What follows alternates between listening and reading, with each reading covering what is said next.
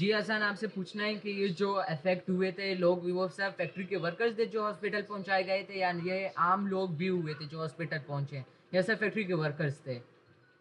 नहीं देखें, इसमें वहाँ के वर्कर्स की तादाद यकीनन ज़्यादा थी, लेकिन कुछ वहाँ पे ऑक्यूपेंट इनके वेंडर्स भी आए हुए थे, कुछ मुसाफिर भी थे, जो कुछ खरीदार भी थे, तो ये मिक्स पॉपुलेशन थी जिनको रेस्क्यू किया गया। और अगर मैं आपको रिसेंट अभी की बात बताऊँ, तो तकरीबन एक जो मैडम ने डॉक्टर सनोवर ने बताया कि एक एक्सपायरी हॉस्पिटल में हुई थी, 4 डेड बॉडीज़ हमने निकाली। एक अभी भी सस्पेक्ट की जा रही है कि वो मिसिंग है, जिसके लिए रेस्क्यू 1122 का रेस्क्यू ऑपरेशन जारी है।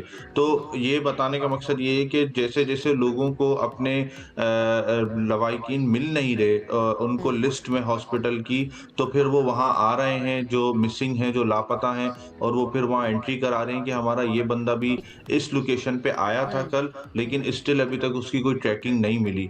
तो उसमें कुछ ऐसे लोग भी हैं जो वेंडर हैं उस जी। गोदाम के, कुछ वर्कर्स हैं और कुछ खरीदार भी हैं जो वहाँ पे उस गोदाम में विज़िट करने के लिए गए हुए थे।